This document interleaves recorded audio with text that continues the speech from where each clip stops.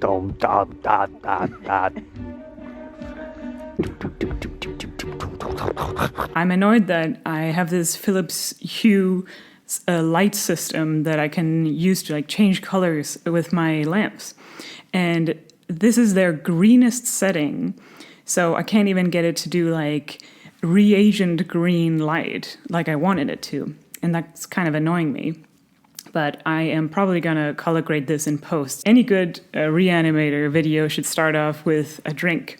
And what better than, of course, this bad boy. Let me hold it up to the light so you can see the inherent reanimation properties of this. Come out today. Alternatively, I got a sports drink because they are also kind of green. The annoying thing about Mountain Dew is it looks like it's that kind of neon green kind of color, and the drink itself is disappointingly yellow. So when I pour it, it really doesn't look that impressive.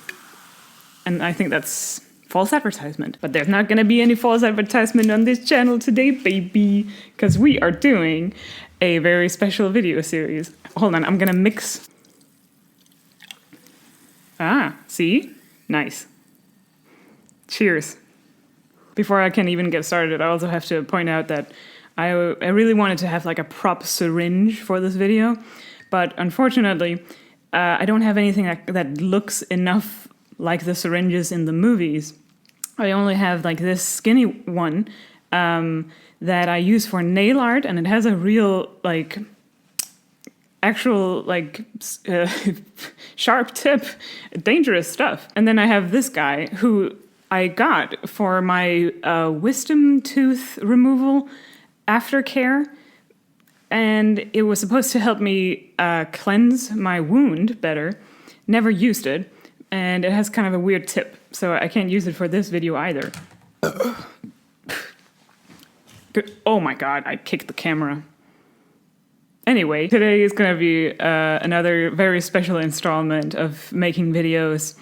I'm going to absolutely do a series because I feel like I have so much to talk about that I can't cram it into just one video. I want to talk about the entire Re-Animator franchise because I've recently had a new hyperfixation. I have become completely, utterly, irrevocably obsessed with the Re-Animator movies.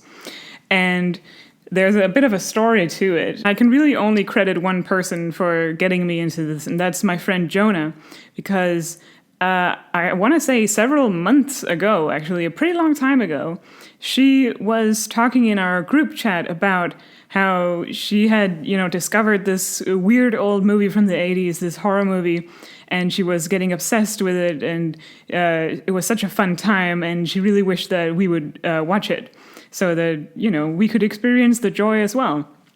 And I am embarrassed to say that at the time, I didn't really take it seriously, and I kind of went, I don't know what this is about, it looks kind of weird, and I did not watch it.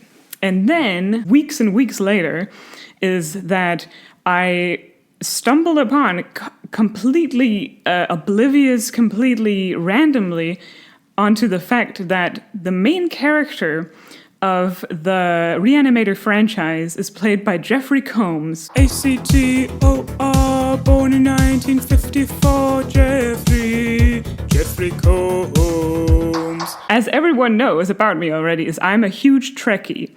And if there's something Trekkies love, it's Jeffrey Combs. It's a fandom staple in-joke that Jeffrey Combs plays every character on Star Trek. And it's not even kidding. Like, he is in every franchise of Star Trek after, I want to say, The Next Generation. I have to burp again. Ooh, that was a damp squid. That wasn't a good one. Anyway, so Jeffrey Combs has already been a part of my fandom experience, probably kind of without me even knowing. He's kind of a chameleon because he just falls into the role he takes on. So you almost don't even notice that it's him who plays BRUNT from the FCA as a Ferengi. BRUNT, FCA. What are you doing in my closet? And is also the same guy that plays Weyoun as a Horta in DS9. Oh, how delightful. The mysterious plots, the subtle innuendo, the veiled threats. It's also entertaining. He kind of just like slips by you. And that's why I found it incredible, this moment of realization that that's the same guy. And I think that's when it clicked for me that I have to watch it now because I have to see Jeffrey Combs doing this. So I brought Jonah the great news that I was going to watch Re-Animator. And I put together a little party for my friends, a little Halloween get-together. And we watched it together, and I had a really good time. I don't know if the others did. You know, when you see something and you're like, I know that this is going to be an obsession for me. This is going to be very special for me. So yes, it happened. And I am now a certified Re-Animator fan. So I watched the first movie. Then a few days later, I watched the second movie. And then I finally watched the third one, and as far as I know, there isn't any more content in like the kind of the big movie leaks that is directly related to the series. I know for a fact that there's an Italian movie from 2017 that's called Herbert West Re-Animator. And that's my feelings about that. It looks bad. I'm really sorry about this, but it looks kind of bad, and I'm not going to watch it. I watched a review of it, and I'm going to talk about that later. But first of all, I have to get into the actual meat of this video. So like my Hannibal series, I kind of want to do 3 videos, one for each movie in the franchise. And I want to go through every best moment, every moment that made an impression on me. I've been kind of flip-flopping on whether or not I should do more summarizing of the plot this time, because I feel like maybe I could have done that in the last videos, in the Hannibal videos. I think it maybe would have helped sort of glue the videos together a little better. And I think maybe I'm going to try this time, but I haven't really prepared as much. So it's all going to be from memory. So if I mess up, that's why. This is really good. This is such a good combination. I mean, it tastes green. I don't know about this lighting. I feel like maybe this is a little severe. That's a little better? I don't know. Whatever. So yeah, this is just going to be me embarking on a journey for the next couple of hours, going through everything I want to say about the Re-Animator movies. So let's get into it. Let's get started right away. Let's get into the first movie. My first note is that it's interesting to me that the theme music for the movies, at least for the first 2 movies, I know like it's something that everyone and their grandma has already pointed out if they've seen it. But it really struck me as weird that it kind of just sounds like a ripoff of the Psycho theme, which is such a weird thing to rip off.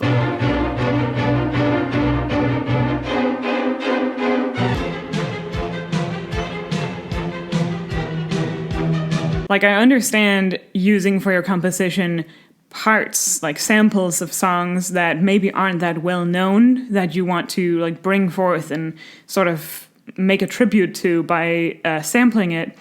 I don't understand whenever someone's like, I'm gonna sample like a really already famous song in my famous song. I'm just saying, I've always found that super weird when people take something that's already very famous, so it's very recognizable, and then you just kind of copy paste it into your thing. That's kind of what's happening here. It is, however, a tweaked version. Like, it's supposed to be a little more fun, and I love when the horns come in and do like a sort of goofy, kind of cheesy, like 80s thing.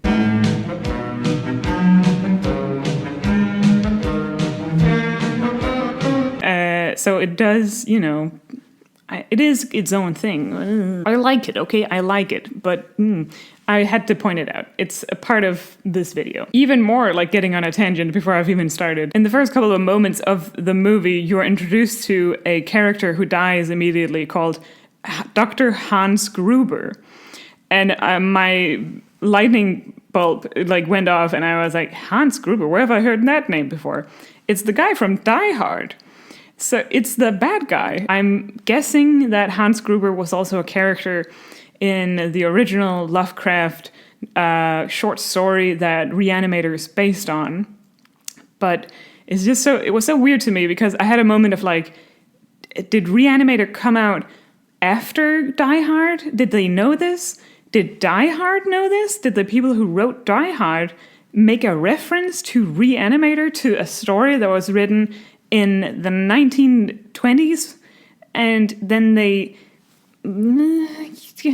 It broke my brain for a little moment. The movie starts off with an explosive cold open in Switzerland, where Herbert is caught doing something to a corpse that appears to be reanimated. And it's never explained why Herbert isn't jailed for essentially, it looks like he killed Hans Gruber. He's even accused of it. You killed him! No, I did not. I gave him life. But, given the rest of the franchise, it seems like Herbert has these powers of persuasion that he uses on people to get out of situations that otherwise would have landed him in jail, except for the last movie, which, it seems like he can talk his way out of any pickle. And so that's kind of weird to me, to think that there's really no explanation at all for how he got out of Zurich and back to Miskatonic Hospital. But in the next scene, after the opening titles, we are in the Miskatonic Hospital in Massachusetts, and we're introduced to Dan, who is unfortunately introduced doing the world's slowest CPR that kills a patient. Terrible. Okay, I'm laying off the sauce for now. Yeah, it's kind of a running theme with Dan that every time he tries to do CPR on someone, they die. So look out for that in the rest of the movie. Also, in this emergency room where a patient is flatlining, the real doctors, keep in mind Dan is a med student on his 3rd year of med school. The real doctors could not care less about a patient flatlining. There's not even anyone trying to maybe, run around, do anything at all, really. They're just like, ugh, we lost her, I guess. Straight line. All right, let's call it. Dan takes the corpse down to the morgue, where he meets Herbert and also Dean Halsey, who is showing Herbert around. And it's such a great exchange because Dan, he says something like, "Oh, I didn't know anybody was down here. You startled me." And then Herbert in the background says, "You mean anybody else?" I didn't mean to scare you. Oh, it wasn't too bad, Dean Halsey. I just didn't know anybody was here. You mean anybody else? Already from the first couple of minutes of knowing Herbert, we see that nitpicky side of him, and we're gonna fall in love with that for the rest of the movie. When Dan asks Herbert immediately after, he's like, "Oh, what are you researching?" And Herbert's only answer is death. What were you researching? Death. The whole opening scene of Dan and Herbert meeting each other is really great. Especially because Herbert refuses to shake Dan's hand, and that becomes important later. So look out for that also. I love how Herbert says, interesting. He says it with such a long extra consonant added at the beginning of the word, and I don't know why he does it. Your theory on the location of the will in the brain is interesting. Also, I can't help but notice that Herbert is examining the feet of a dead body, and he's checking the toe tag, and this is gonna come up later. Also, I feel like I keep saying that. I'm just saying that the director kind of has a thing for feet, and you'll notice that in the rest of the franchise, that there's something not quite right going on here. So this weird detail I noticed is that Dean Halsey, he kind of puts an arm around Dan in a sort of hug, and he almost leans in for a kiss for a moment, and I got really scared. I was like, "Oh, is this? Oh, I did not expect that at all." Of course, it was all just a misunderstanding, and maybe I was just seeing things that I wanted to see. You can judge it for yourself if that is a little too close for comfort. If your girlfriend's, fiance's dad leans in for a little smooch on you, I have to keep it together. I have a lot to film, but I am already having a lot of fun. We also meet Dan's fiance, Meg, who is really cute, by the way. Barbara Crampton is such a cute actress. I'm not gonna talk too much about her, so that's kind of unfortunate. She's really quite a good addition to the movie. Dan and Meg have a cat, and it's called Rufus. And while they're in bed together in the afterglow, Rufus is thrown into frame. Like, it's supposed to look like Rufus is like jumping up into bed to bother them. But it's very clearly a crew member standing out of frame, throwing the cat onto Dan. So it's just so good. It looks terrible. Oh, and I love that Dan, he looks under the blanket and peeps at Meg's boobs as if they haven't just had sex. And he's being such a dork about it. I like that Dan, he then starts to pretend he's like a blanket zombie. It's sort of like a cute way to forebode what's going to happen in the movie. And also a cute way for him to like chase Meg around and have fun with her. And then comes one of the best things in the whole movie. Essentially, what I really love about this scene is that Meg opens the door and randomly Herbert is standing outside. And it is framed as if Herbert has just been waiting for the right moment to enter. So he's just like waiting outside until someone opens the door randomly, I guess. How do you even explain that? Is he a vampire? Was he like waiting to be invited inside? Because Dan is like running around only dressed in a blanket, he has to like excuse himself to go and put some pants on. So Meg and Herbert are standing together in the hallway, and Herbert has nothing to say. So he just says, "I startled you." And Meg says, "Yes, you did." I startled you. Yes, you did.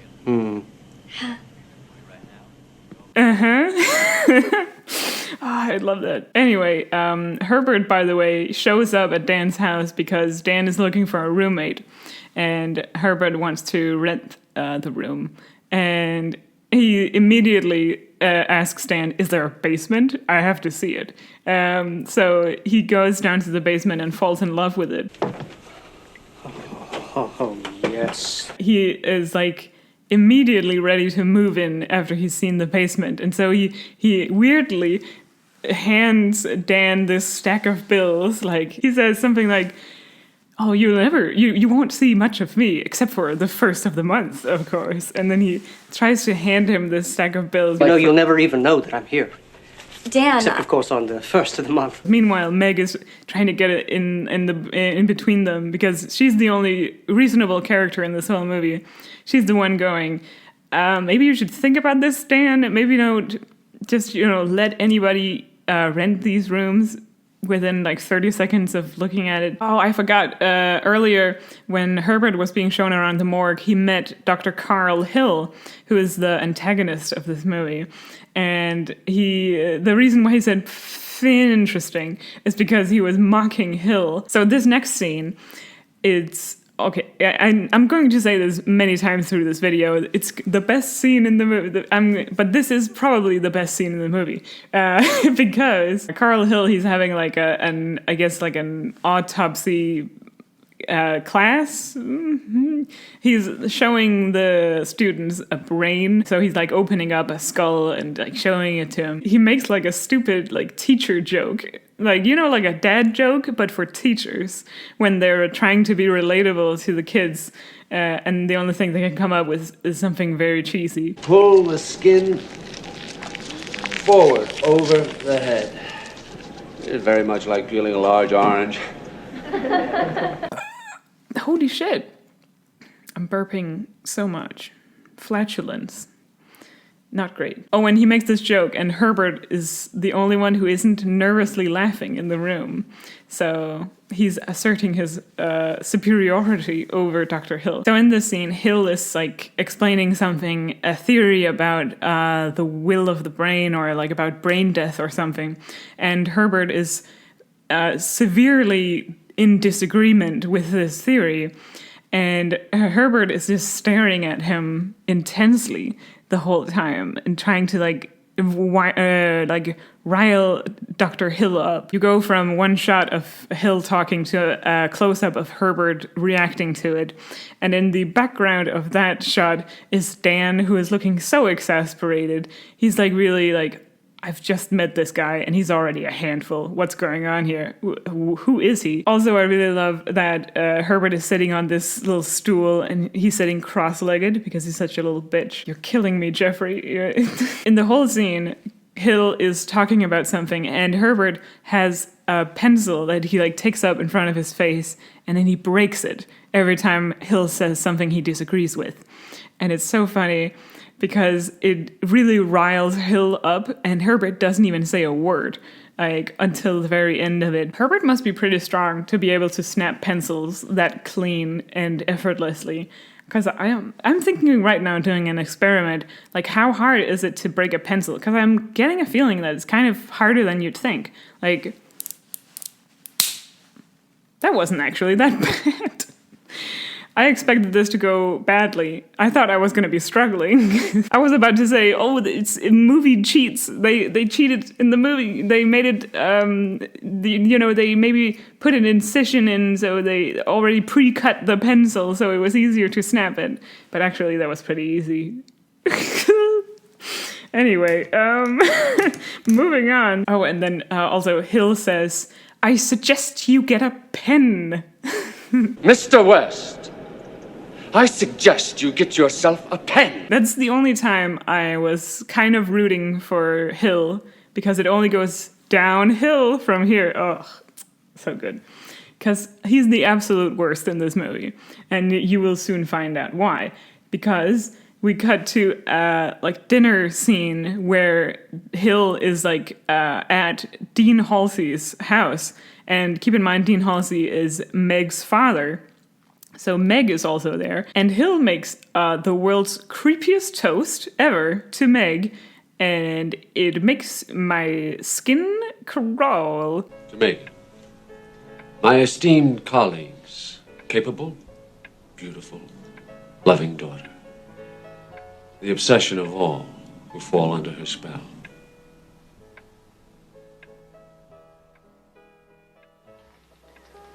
The whole awkwardness of the scene is really accentuated by this tinny background music that's going on during this dinner.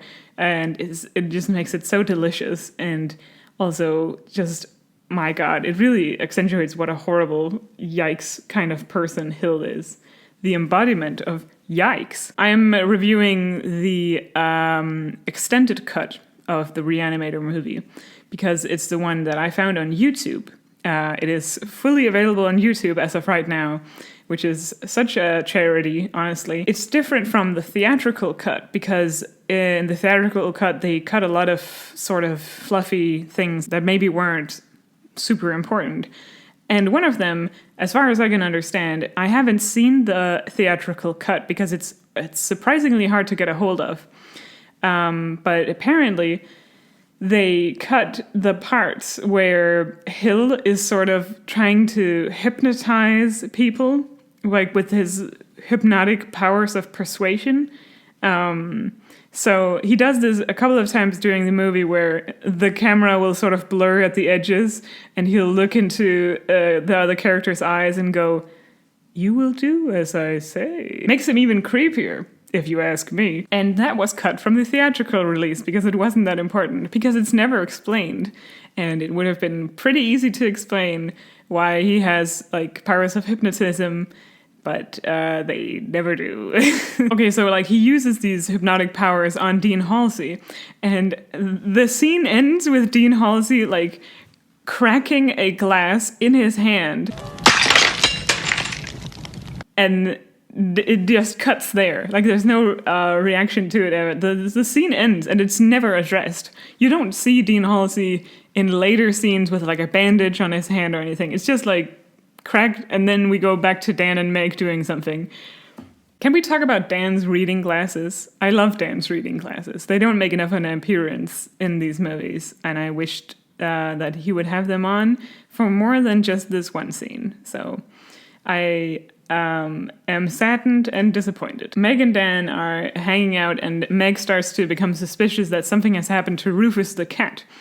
And so she starts like catcalling. I know the cat, and she makes these little catcalling noises. Like she goes like I can't even recreate it. I don't think she goes like. Pss, pss, pss, pss. Does she? Whatever. It's cute when she does it. Rufus. And she's trying to do like cat noises to summon Rufus. And Dan is just going, "Come on, you fat cat." Come on, you fat cat. Meg walks around the house and she becomes suspicious that there's something going on inside Herbert's room. And she goes in and she finds Rufus dead in the mini fridge. And Herbert immediately catches her. And I've had like 5 sips of this. Why am I burping so much? Takes another sip. Idiot. Herbert is just way more upset about that the fact that she went into his room without permission than the fact that there's a dead cat in his fridge. What are you doing in my room? How dare you come in my room? I thought I was renting a private room, Dan. Meg, what the hell are you doing in here? Would you please leave? Now? You killed him. I know you did. He killed him. Besides, I do not like people in my room. Dan enters immediately and he finds Rufus, and Herbert is trying to explain it, and Dan like tells him to shut up. And I thought that's such a good moment. I was going to show you. Shut up.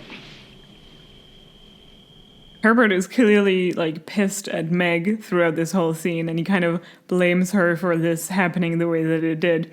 And he expresses this by making this facial expression like a perturbed turtle at her. Like he's doing this sort of... It's a thing that Jeffrey Combs is very good at. He's very good at like... It's always a mouth thing with him. Like he's always doing something with his mouth that makes him look funny in a weird way. And I love it. The gang is arguing because Herbert has ruined everything and presumably killed Rufus, even though he has an explanation for it. But it's kind of like you as the audience are left to think maybe he is capable of just straight up killing a cat for his own experiments. The story of Herbert's character is, that he's kind of an unethical asshole. Hi, so this is future Elizabeth editing, and I just have some corrections that I really want to get in because I can't help myself. My voice is almost non-existent today because I'm having a cold, but I'm gonna crack on anyway. So, first of all, something that happened between me filming and now is that I bought a lot of Re-Animator posters. A little too many, probably. This was the most surprising one of them all. This is from the first movie, and it's a French poster, as you can tell by the tagline. The tagline that says, "Il se prend pour Dieu, mais Dieu a horreur de la concurrence." I can't remember precisely what it translates to, but I remember it being something like, he thinks he's God, but God hates competition. Just look at how big this poster is. Why is it so big? It's so fucking big. I guess I'm really bad at reading dimensions on eBay because I thought that this was not going to be this big, but this is quite literally the size of a cinema poster. Like, it feels like this was reclaimed from a cinema in the 80s, probably. It fills up a third of my bedroom wall. My bed is right over there, so this is the last thing I look at before I go to sleep every night.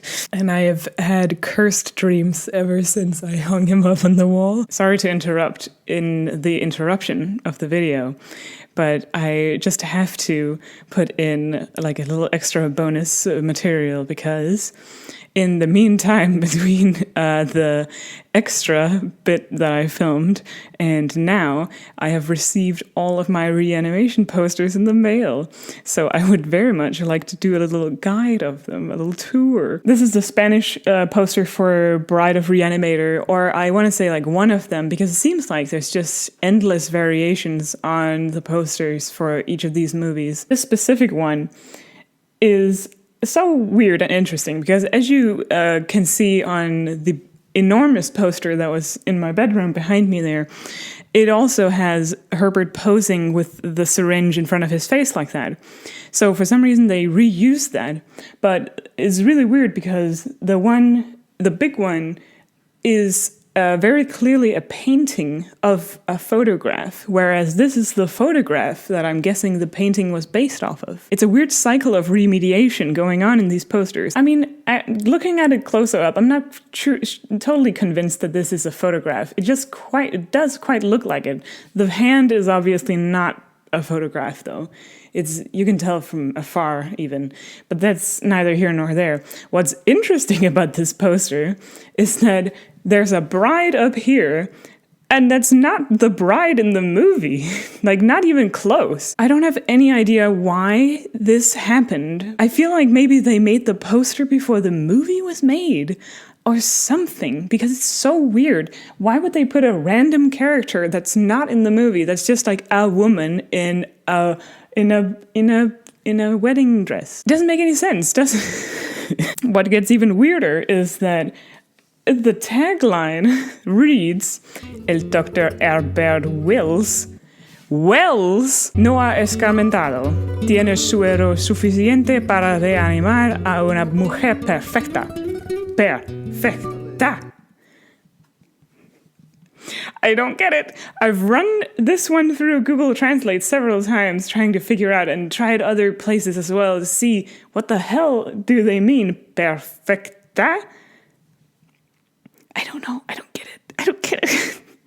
The closest I've gotten to it is that it's supposed to be like, is she perfect though? Because, she turns out to be kind of a monster, I guess. And I also love the translation of the title Bride of Re-Animator, because it says La novia de Re-Animator. And that can also be misinterpreted as the girlfriend of the Re-Animator, which just sounds extra funny to me, because it's like, suddenly it's like less serious. It's like his girlfriend. Can I bring my girlfriend? Like John Mulaney, like that one bit. Can my girlfriend come? Anyway, let's move over here and look at the other posters. These two are the American versions, and you will see them quite a lot of like promotional material. It's these two that are like the most common ones you can find, I think. And there's not much to say about them except that I found it so weird, and I don't get why this happens, but the tagline is the same, but slightly different. This one over here is, Herbert West has a good head on his shoulders, and another one on his desk. It's such a stupid joke, by the way. And this one says, Herbert West has a very good head on his shoulders, and another one in a dish on his desk. Was it worth it, is what I am asking. Does it add anything that you added like an extra couple of words in there? Literally don't know why. Oh, and there's also a difference in the subtitle of it. It will scare you to pieces. Get it? And this one, death is just the beginning. Ooh. That one makes more sense. I think maybe, I don't know. It doesn't have to make sense. It just has to be good. Not much else to say about these, but they are very nice. And I like looking at them. That's why I buy posters. It's kind of the only reason for it. Let's move over to the couch to see the last poster. I mean, all of these posters have so far baffled me, but I don't know what it is about this one that is just extra special, extra like things jumping out at me. First of all, now that I'm standing close to it, I've just now noticed that there's a little heart here as the hyphen, and also a little blood drip. That's cute. That's very cute. As you can see, this one is one of the American ones, and it's for Bride of Re-Animator. Almost the whole reason why I bought this one is because of the tagline, date, mate, reanimate. You take a girl out, and then you kill her and do science on her. Like the other Bride of Re-Animator poster I have, this is also just a random lady, not the bride from the movie. Seriously, just another like random lady they found a picture of and decided that's fine for the poster. The official poster for the movie, by the way. It's like we're in a surgery room because there are these, I don't even know what these are. Like, are there surgical lights? I don't really get it. It's not really clear to see. And I'm disturbed by this picture of Jeffrey Combs because he kind of looks like, it's just like they didn't have a picture of him for this poster, so they just took one of his selfies from his Instagram and slapped it on here. His Instagram in the 80s, of course. It's like no one cared in the graphics department of all of these posters. Like everyone was just like, no one's gonna notice anyway. But I noticed. You can't escape my nitpicking. So that was all the posters. Now we can go back to the video inside the video instead of being stuck here in the video inside the video inside the video. So let's go back to Elizabeth, who has a cold. By the way, the outfit right now is I'm trying to cosplay as Dan because I thought it was funny that I cosplayed as Herbert for the video, and then now I'm kind of looking like Dan in the second movie with his depression sweaters. I couldn't get my hair to go as big as his is because that's an impossible feat. Speaking of feet, no. Now that that's out of the way, I want to get to the actual corrections part of this message from the future, which is that I totally forgot one of the best lines in the first movie. So while Dan is arguing with Herbert about the circumstances surrounding Rufus's death, Dan obviously asks him, like a reasonable person, why didn't you leave a note or call me? I was at the hospital, but you could have called me or left a note for me when I got home. And Herbert says, what would that note even say, Dan? Cat dead, details later? You couldn't call or write a note. I was busy pushing bodies around, as you well know, and what would a note say, Dan? Cat dead, details later. While, Dan and Meg are like going, how could you do it? This is horrible. What are you doing with these things? What answers? And then he immediately goes, just as it's none of my business that you're sleeping with Dean Halsey's daughter. I think you both better leave now. What the hell is this? That is none of your business. Yeah, I think it is my Just business. this is none of my business that you're sleeping with Dean Halsey's daughter. Like he brings it up like it's like his gold argument. Like he's like, gotcha. And oh wow, Herbert, you really thought you were doing something there, didn't you? And Dan and Meg are just stunned into silence. They're just like, this dude, what the fuck? And then Herbert says, he's like something about like, even they're still like arguing and whatever. And he says something like, are you sure you want to find out? Are you sure you want to find out? Herbert really says, fuck around and find out. And then he finds out immediately. Dan! Oh, so many like things where I can't explain like why Herbert does this or why he says things. But he says about Meg's dad, Dean Halsey, the dean of the hospital, by the way, of the university hospital that Herbert is enrolled in. He says, deluded little daddy. You know how Daddy is. He could kill your scholarship. Dear deluded little daddy. So after this entire tense argument where Herbert is trying to just say, I didn't kill Rufus and you shouldn't blame me for it, he ends the scene by slamming his door and he says, garbage to garbage. Garbage to garbage. Herbert! Dan wakes up in the middle of the night hearing a cat scream. And he goes down to the basement and he finds Herbert running around with a cat on his back. Like he's fighting with a cat. And it's Rufus, who has been reanimated. First of all, the cat puppet looks so fake and it's glorious just how terrible it looks. For a couple of minutes, just the two of them like running around trying to kill Rufus again with a baseball bat. And also what appears to be a croquet mallet that Herbert has for some reason. This isn't funny if you think of it as animal abuse, but I think of it more as like, you know, they're getting rid of basically a monster. But the way Dan kills Rufus again by just pelting him against the wall, it looks really terrible.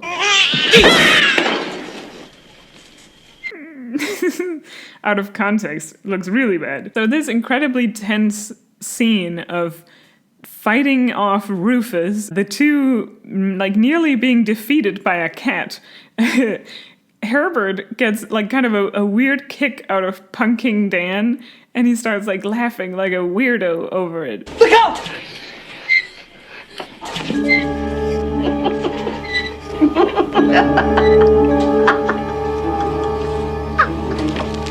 And it's just another one of those moments where you're really questioning what the fuck is wrong with Herbert. So what has happened is that Herbert has used his reanimation serum, his reagent, he calls it, on Rufus. And he's explaining his research to Dan because he believes that he'll understand. And Dan is like going, "You haven't tried this on people." And Herbert, he looks away guiltily. He's like, You haven't done this on people.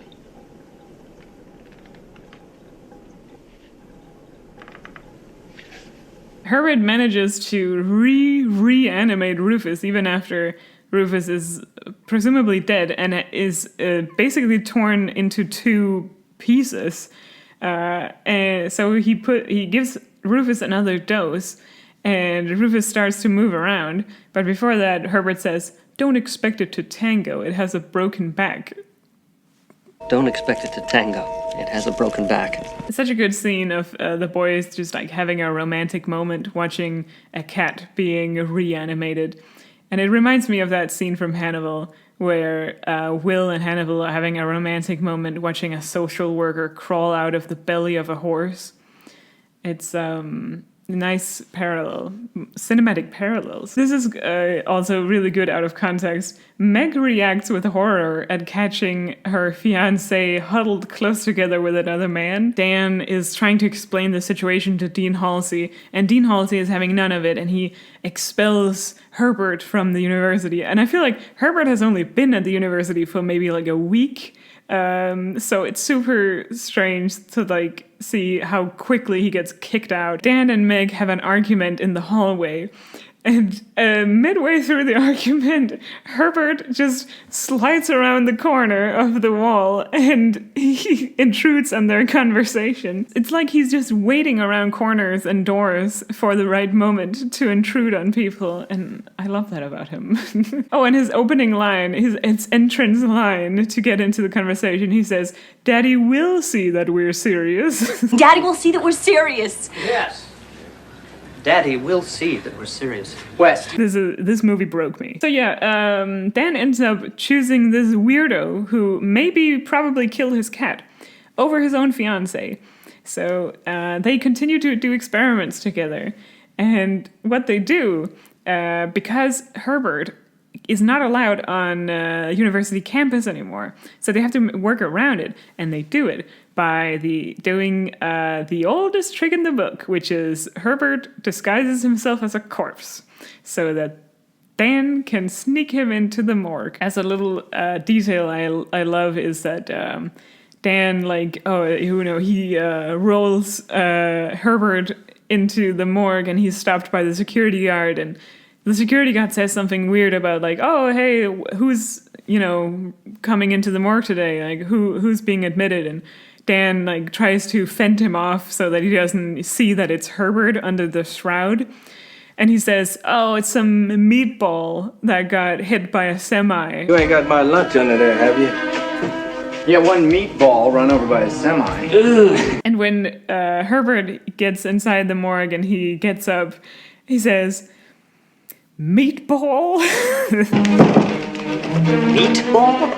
The writing, the comedy, the comedic timing. Okay, so this detail really disturbed me the first time I watched it, and it still disturbs me to this day, is that Herbert has to be barefoot to get inside the morgue because the feet are always sticking out under the shroud for some reason. And he's wearing a toe tag also.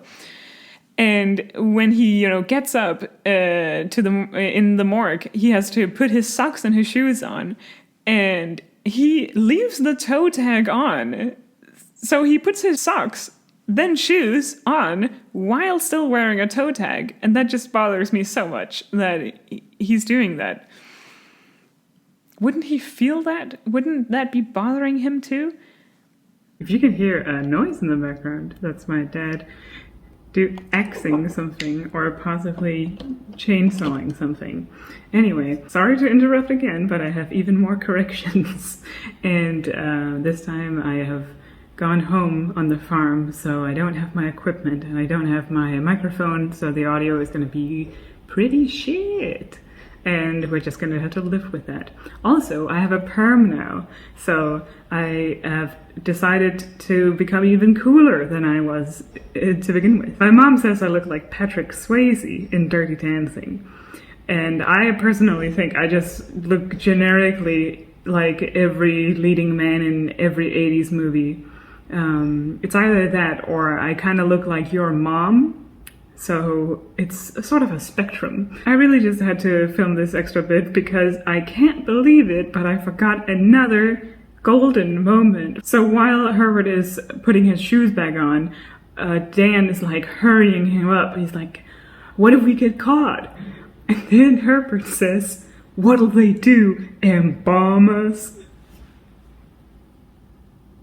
We get caught. Oh, well, what will they do? Embalm us? Can't believe I missed that one, but now it's out there, so this has been corrections for this time. And for some reason, when he gets off the little gurney or whatever, he does a little knee kick. He does a little thing with his legs, and I don't understand why he does that. And it's very cute. Is it because his pants got readjusted, so he has to kick them into place? I don't get it. He's doing a little a can movement. So good. Oh, and a callback to the thing about the meatball is they look around the morgue for a suitable corpse to reanimate, and Herbert finds one and he says, here's your meatball. Here's your meatball. Why does Dan lift up the shroud of one of the corpses to check out his junk? Who did this? Who decided on this? Something that's also never really explained is that all of the reanimated corpses, when they are brought back to life, they suddenly get a burst of superhuman strength. And I guess it's for movie purposes, you have to make them a threat, so they have to be extra strong.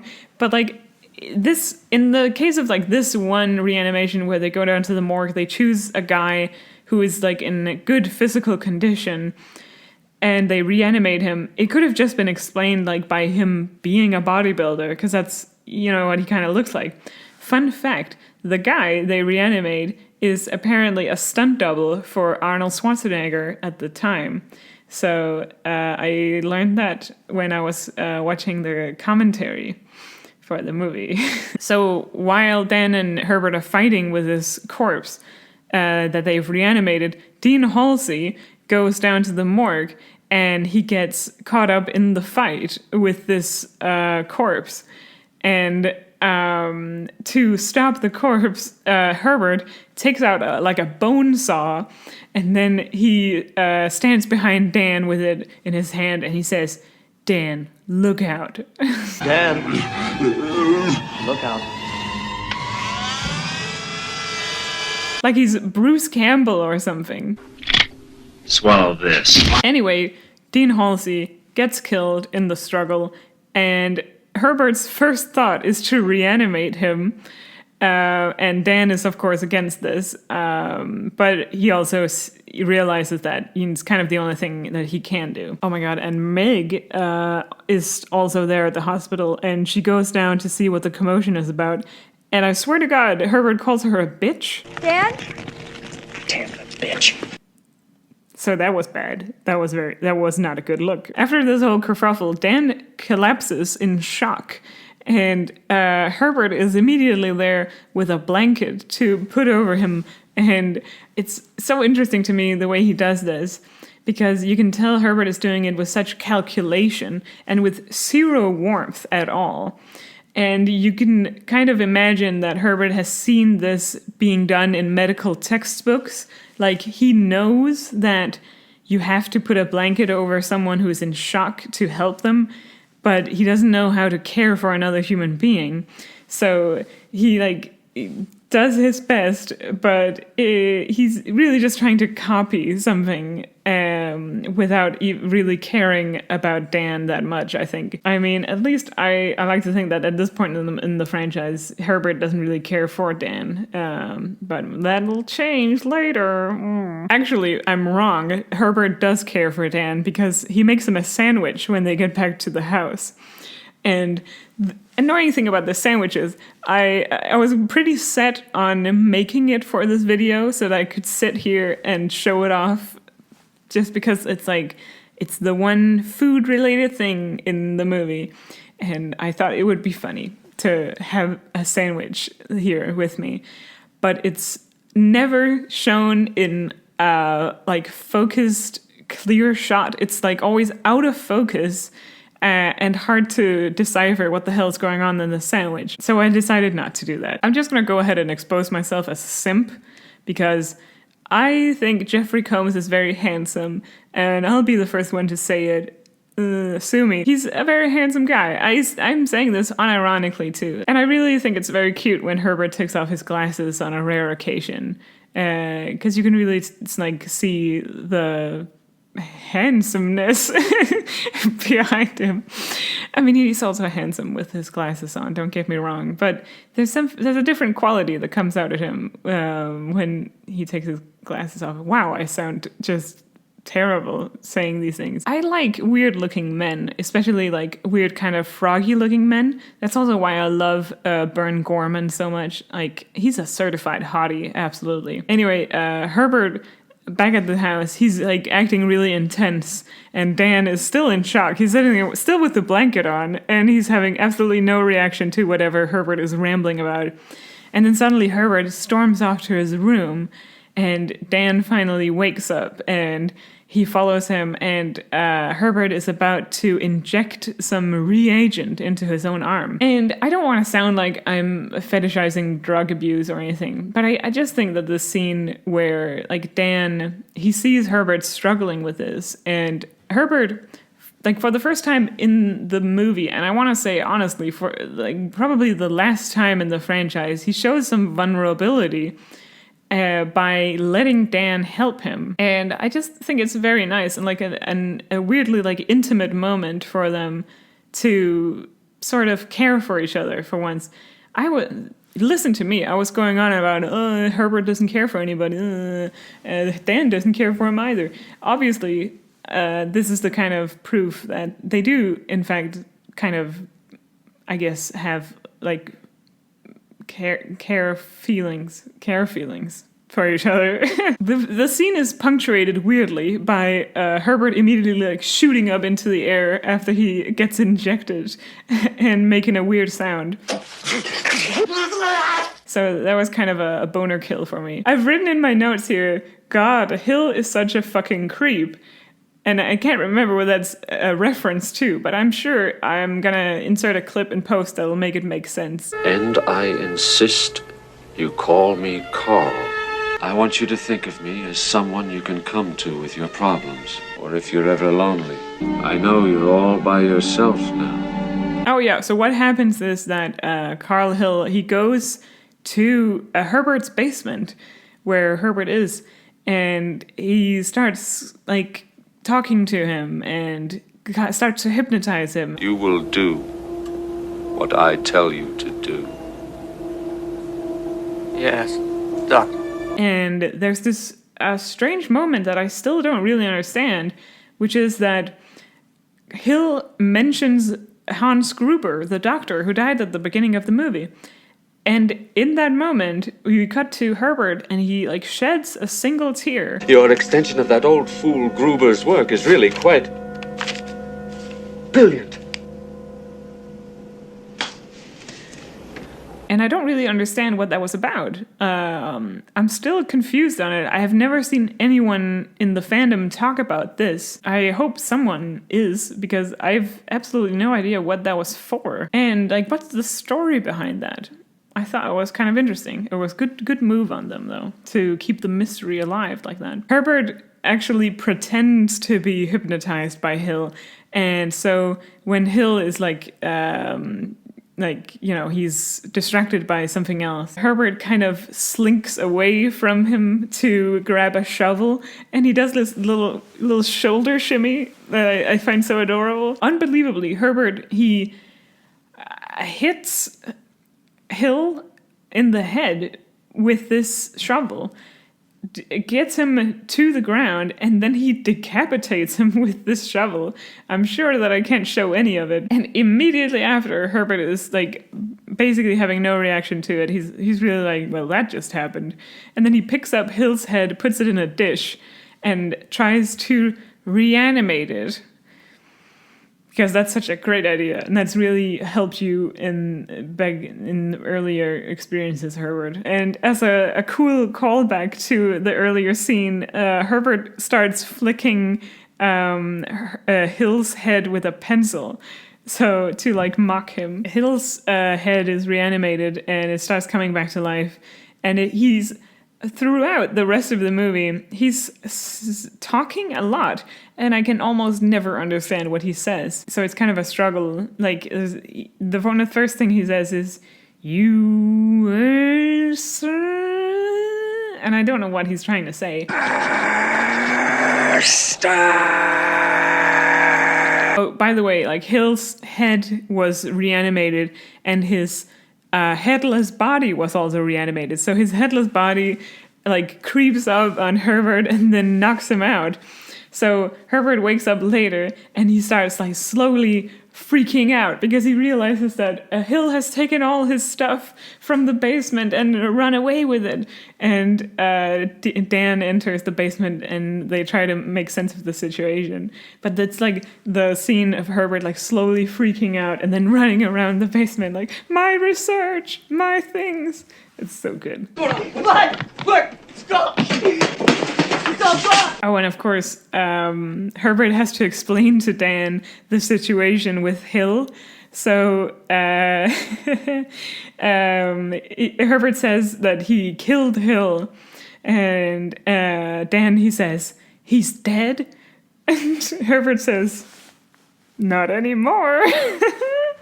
And then Dan, he shakes some sense into Herbert. Herbert, you're insane! Now what happened here? I had to kill him! What? He's dead? Not anymore. No, Herbert! It's what he deserves. In the meantime, what I forgot to mention is that Dan and Meg went on a scavenger hunt through Hill's office to find evidence against him. And because they can all tell that he's a creepy dude. And they found a folder of things about Meg that Hill keeps in his office. And it's like creepy stuff with like a lock of her hair and shit like that. When Dan tells him about this, about how fucking creepy this is, Herbert starts laughing like a madman at the notion of Hill obsessing over Meg. I think he's projected some sort of psychotic need onto her.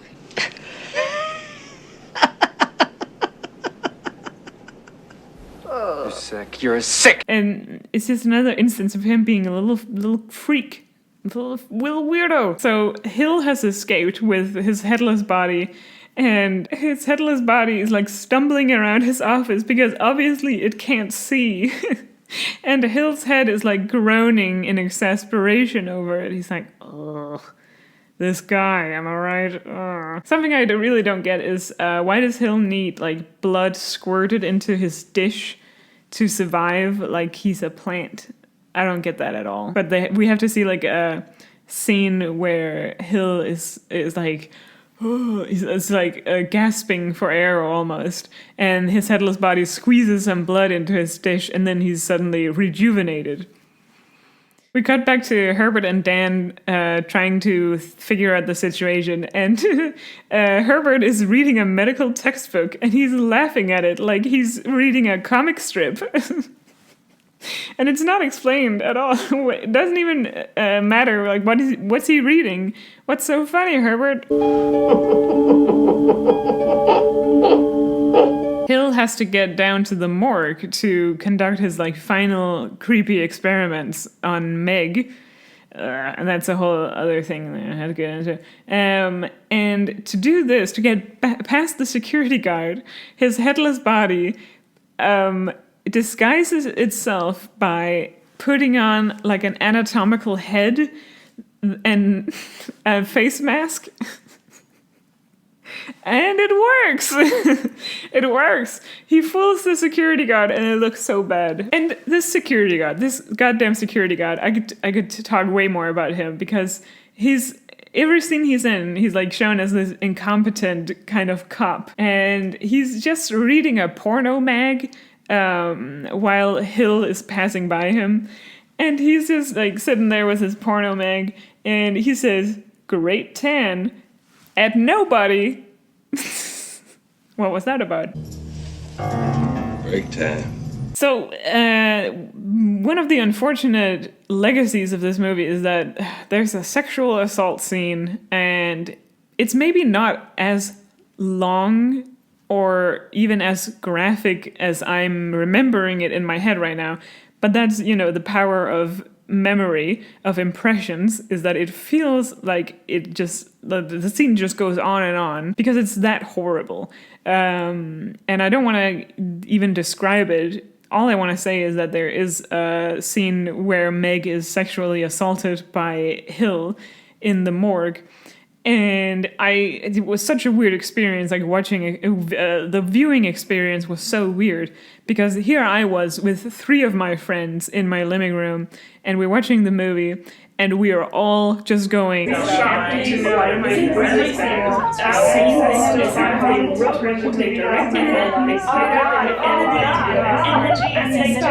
Like I don't think I've ever tried before watching a movie and everyone is having like the same kind of reaction to it in unison like that, because it was that extraordinarily horrible. Herbert and Dan to the rescue. Herbert is absolutely no help at all. He basically goes down to the morgue to insult Hill, and he does that by saying, "Get a job in a sideshow." You'll never get credit for my discovery. Who's going to believe a talking head? Get a job in a sideshow. He's so catty, Such a little bitch. And that's why I love him. I can't remember beat for beat what happens in the final scene where they have this showdown, Dan, Meg, and Herbert versus Dr. Hill and his army of reanimated corpses that he made in the meantime. But what I've written in my notes is that at one point, the security guard, by the way, is still just sitting outside and reading his porno mag, I guess.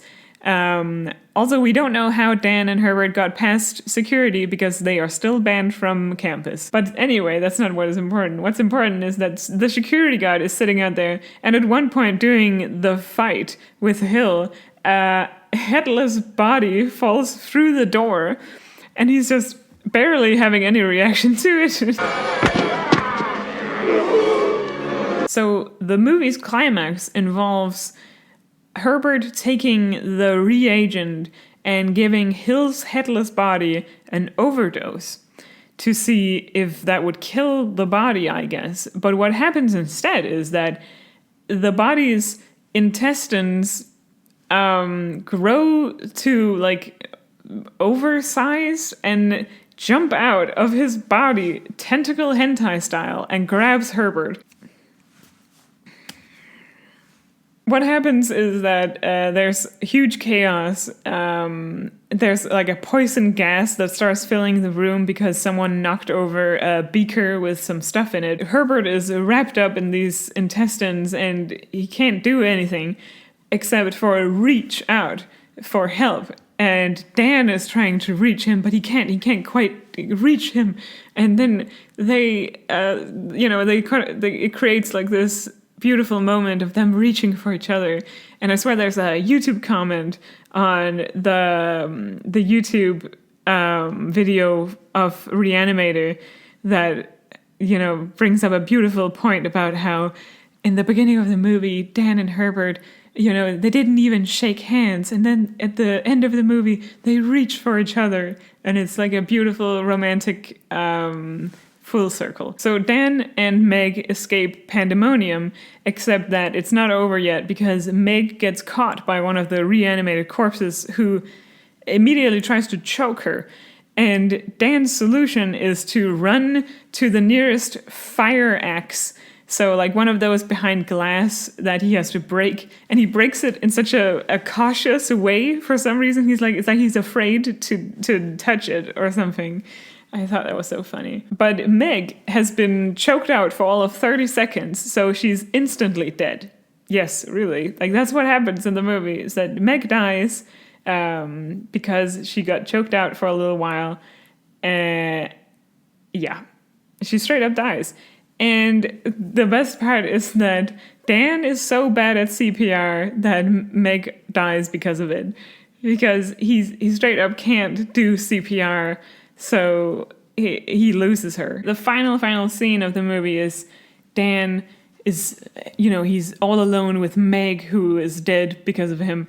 And he reaches for the syringe with the reagent, and he injects her, and we hear a scream, and it cuts to black, and it's quite beautiful. But this implies that Meg is in some way or another alive, like she's brought back to life. Guess what? She's not in the sequel at all. She does not return, and it is never explained how she, completely died, I guess. Because at the very least, she should have, been reanimated for a time until she dies again, I guess. And there's no explanation for it. And there's also no explanation for why Herbert, who was left in the morgue, choking out on these hentai tentacles. I keep saying that, it's not funny anymore. He survives, by the way. He survives into the next movie, and there's absolutely no explanation for it. There you have it. It's the best of the best. Simply the best. Moments from the first movie. I am glad to go on this journey again. Having, watched it a couple of times now, I feel like I've gotten this out there. I don't know what I was going for there. Miss America speech. I'll see you in the next movie for even more reanimation hijinks, and even more Dan and Herbert, and even more reanimated shenanigans. So looking forward to it. Bye. Come on, Jeffrey, you can do it. Pave the way, put your back into it. Tell us why, show us how. Look at where you came from, look at you now. Zuckerberg and Gates and Buffett. Amateurs can't fucking suck it. Fuck their wives, drink their blood. Come on, Jeff.